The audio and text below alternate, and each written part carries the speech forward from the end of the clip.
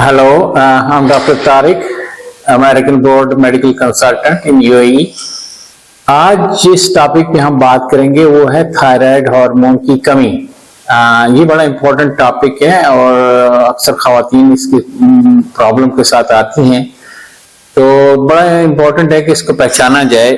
इसमें ये कि सबसे पहले जो मरीज थायराइड की कमी के साथ आता है, इन लोगों को थकावट बहुत होती है, बहुत फटीग होती है, जिस्म थका हुआ महसूस होता है, नींद इनको आती है, सर्दी बहुत लगती है और चीजें भूल जाती हैं।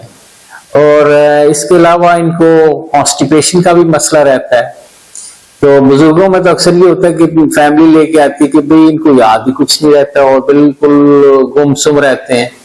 तो फिर ऐसे लिए हम जिन लोगों को याददाश्त की तकलीफ होती है, हम हमेशा उनको थायराइड हार्मोन को जरूर चेक करते हैं। इसके अलावा इन मरीजों में ये होता है कि इसके कुछ खास साइन होते हैं। इनका टेम्परेचर कम होता है, लेकिन सर्दी होने के बावजूद, जिस्म का टेम्परेचर कम होने के बावजूद इनको कपकपी नहीं होती। और फिर इसके साथ साथ इनकी आईब्रोज की जो बाहर वाली तरफ है ना, ये जो है वो गायब हो जाती है, यहाँ से बाहर उड़ जाते हैं। जुबान इनकी थोड़ी सी मोटी हो जाती है, बोलने में भी बड़ी पतली सी और थकी हुई आवाज आती है। चेहरा जो होता है इनका, ये इसके फीचर्स खुरदरे हो जाते हैं और एक टिपिकल सी पज्जी लुक इनकी सूरत पे आ जाती है।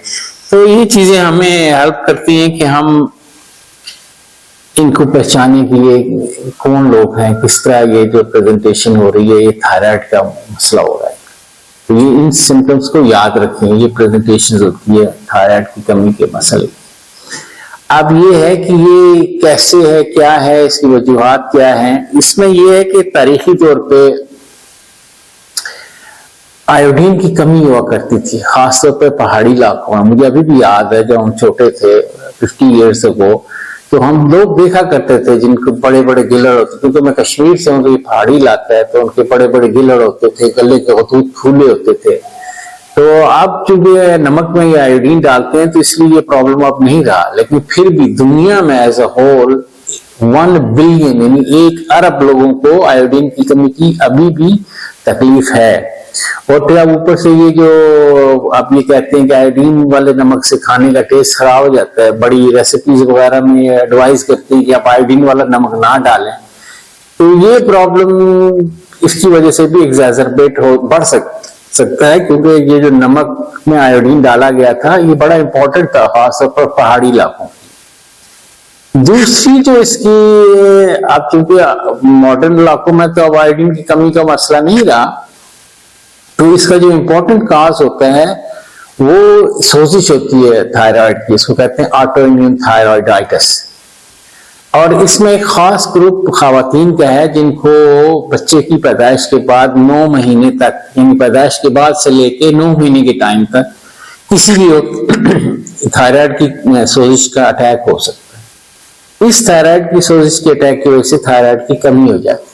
इसमें यह है कि लेडीज को कहती हैं जी वजन बढ़ रहा है, कुछ भी नहीं खाते, वजन बढ़ रहा है, थकावट हो रही है, चीजें याद नहीं रहती, सर्दी लगती है, कॉन्स्टिपेशन है, ये सारे अलाइन इसी थायराइड के मसले की वजह से होते हैं।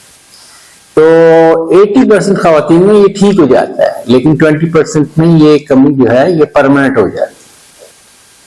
कुछ लोग इसके अलावा और इस थायराइडाइटिस में ये है कि एक तो हाशिमोटो थायराइडाइटिस है और एक सबएक्यूट पेनफुल थायराइडाइटिस है। तो खैर ये तो डिटेल्स हैं।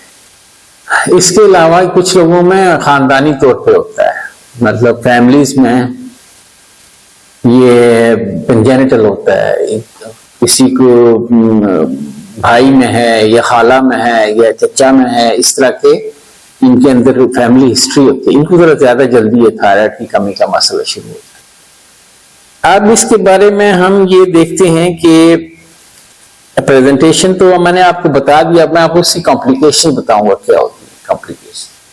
कॉम्प्लिकेशन जैसे मैंने आपको बताया कि इन मरीजों में थकावट बहुत ज्यादा होती है और थकावट की वजह से इनको मसल्स को बड़ा सख्त दर्द होती है और मसल्स के दर्द की वजह से इनको रेब्डोमायोलिसिस भी हो सकता है, इनका क्रिएटिनिन काइनेज हाई होता है, मसल की टूट फूट की इनके अंदर ये तकलीफ होती है। दूसरा जो इसमें मसला होता है वो है एनीमिया। खवातीन में बहुत एनीमिया हो जाता है। एक तो थायराइड की अपनी कमी से एनीमिया हो जाता है, दूसरा इसका मसला ये होता है कि ये पीरियड्स को डिस्टर्ब करता है, ये थायराइड की कमी का मसला, जिसमें ज्यादा ब्लड लॉस होता है पीरियड्स में। इसके अलावा ये इनफर्टिलिटी काज करती है थायराइड की कमी। अभी मैं आपको एक इंटरेस्टिंग बात बताऊं कि आज से हजारों साल पहले मिस्र में जो लोग रहते थे वो ये करते थे कि जब किसी लड़की की शादी होती थी तो उसके गले में एक धागा बांध देते थे। अब होता ये था कि जब ये लड़की प्रेग्नेंट होती थी तो ये उसका धागा उसके गर्दन में टाइट हो जाता था, क्योंकि जो थायराइड हार्मोन है ना वो बढ़ना शुरू हो जाता है प्रेगनेंसी में। यानी इतना ताल्लुक है प्रेगनेंसी का और थायराइड हार्मोन। शायद ये हिंदुओं में मंगलसूत्र का कॉन्सेप्ट यहीं से आया है। तो कहने का मतलब यह है कि प्रेगनेंसी के लिए थायराइड का सही होना बहुत जरूरी है। अगर किसी को थायराइड की कमी है तो उसमें तीन चीजें हैं, या तो ये प्रेग्नेंट ही नहीं होगी खातून, या ये होता है कि अर्ली प्रेगनेंसी लॉस मिसकैरेजेस ज्यादा होते हैं इन लोग, या ये होता है कि अगर बच्चा हो भी जाए तो बच्चे के अंदर प्रॉब्लम्स होती हैं, इनको कहते हैं क्रेटिन बेबी, जिनकी ब्रेन की नशोनुमा सही तौर पे नहीं होती, जुबान उनकी मोटी होती है और टिपिकल क्रेटिन फेशिस होते हैं, जिससे पता चल जाता है कि ये इनको ये मसला है। इसके अलावा ये कि ये अगर थायराइड बहुत लंबे अरसे तक थायराइड की कमी हो और वो आप उसका इलाज ना करें तो इसमें ऐसे लोगों में ये होता है कि इनमें जिल्द के अंदर जमा होनी शुरू हो जाती है म्यूकोपॉलीसैकेराइड्स, और ये इसको कहते हैं मिक्सेडीमा। इसमें स्किन थिक हो जाती है, टांगों के ऊपर वर्म चढ़ जाता है, और ये पानी का वर्म नहीं है जो उंगली से दबाएं तो अंदर चला जाए, बल्कि ये सख्त किस्म का मिक्सेडीमिक वर्म होता है। इसके अलावा दिल के इर्द गिर्द पानी जमा हो जाता है, इसको पेरिकार्डियल फ्यूजन कहते हैं। हम देखे हैं, मैंने कुछ केसेस थे जिनका एक्सरे बड़ा लार्ज हार्ट था, जब आपने उसका एकोकार्डियोग्राफी की तो दिल के अंदर पानी जमा हो जाता है। इसी तरह पेट में भी पानी जमा हो जाता है और टेम्परेचर गिरता है और एक टाइम आता है कि इंसान को कोमा हो जाता है, इसको कहते हैं मिक्सेडेमिक कोमा, जिसमें टेम्परेचर बहुत लो होता है और इसकी वजह से डेथ भी हो सकती है। ये इसकी कुछ कॉम्प्लिकेशंस थी। अब ये है कि इसको बचाना कैसे जाए, उसका इलाज कैसे किया जाए। इसके लिए हम टेस्ट करते हैं, बड़े आसान टेस्ट हैं। एक तो हम TSH जो पिट्यूटरी से थायराइड हार्मोन का स्टिमुलेंट होता है वो निकलता है, उसका लेवल चेक करता है। हमेशा जिनके सिक्रीशंस कम होगी उनका TSH ज्यादा होता है, और फिर इनका जो थायराइड के अपने हार्मोन है फ्री T3 और फ्री T4, इनका लेवल कम होता है। तो जब हम देखते हैं कि फ्री T3 फ्री T4 कम है, थायराइड स्टिमुलेटिंग हार्मोन का लेवल ज्यादा है, और इसके अलावा जब हम इनका अल्ट्रासाउंड करते हैं तो नजर आता है कि थायराइड की स्वेलिंग हुई है और समटाइम्स आपको मस्कुलरिटी और ऐसे चेंजेस नजर आती हैं जिससे हम डायग्नोज करते हैं कि इनको इन्फ्लेमेशन हो गई। उसके अलावा जो थायराइड की एंटीबॉडीज बनती हैं थायराइड के खिलाफ, माइक्रोसोमल और थायरोग्लोबुलिन एंटीबॉडीज, उनका लेवल भी बहुत ज्यादा। तो इलाज इसका बड़ा आसान है। खैर जिन लोग इलाकों में आयोडीन की कमी थी उनमें आयोडीन देने से बेहतर हो जाता है। तो जिनको थायराइडाइटिस होता है ऐसे लोगों को हम थायराइड रिप्लेसमेंट थेरेपी देते हैं, जैसे फ्री थायरॉक्सिन की गोलियां होती हैं 25, 50, 100, 150 माइक्रोग्राम तक देते हैं। तो और TSH देखते हैं नॉर्मल हो गया तो ये इसका इलाज। इसमें दो तीन बातें याद रखें। पहली बात ये है कि TSH का जो वैल्यू नॉर्मल होती है, ये चेंज होती है, ये एकदम से नहीं होती, इसको 1 से 2 महीने लगते हैं, बल्कि 2 से 3 महीने लगते हैं। इसलिए हम 3 महीने के बाद टेस्ट करते हैं, चेक करते हैं कि हमने इनका थायराइड लेवल ठीक रखा और उसी तरह इसको मेंटेन करते हैं। TSH देर से चेंज होता है, T3 T4 जल्दी चेंज हो जाते हैं। और दूसरी बात ये कि हम इनके एंटीबॉडीज लेवल चेक करते रहते हैं।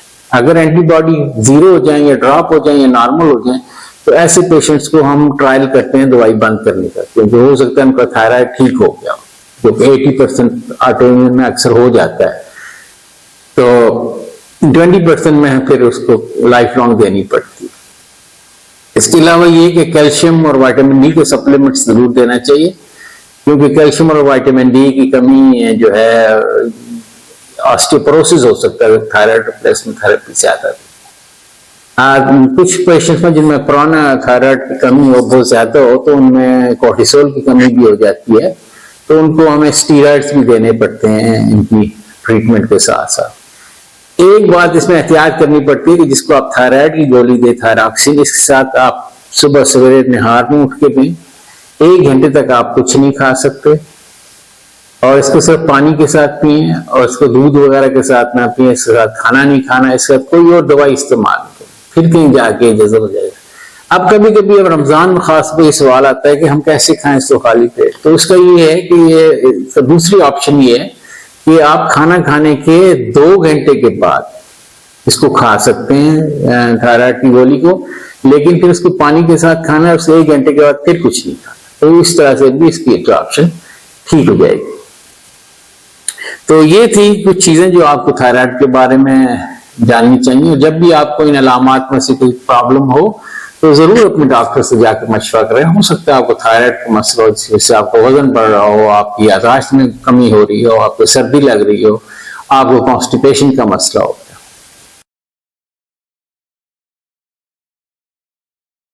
तो इसमें मैं आपको इसका खुलासा करके ये आपको बताना चाहता हूं कि अगर आप ऐसे इलाके से हैं जहाँ पे पहाड़ी इलाका है, जहाँ पे आयोडीन की कमी पाई जाती है, या आपको गले में स्वेलिंग महसूस हो रही है, या आपको सर्दी लग रही है और आपको वजन बढ़ रहा है, या आपको कब्ज की तकलीफ है, कॉन्स्टिपेशन की, तो इस सूरत में आप अपने डॉक्टर से मुराजा करें। वो आपको चेक करेगा, आपके थायराइड हार्मोन के लेवल्स चेक करेगा और फिर उसके बाद वो आपको ट्रीटमेंट एडवाइस करेगा।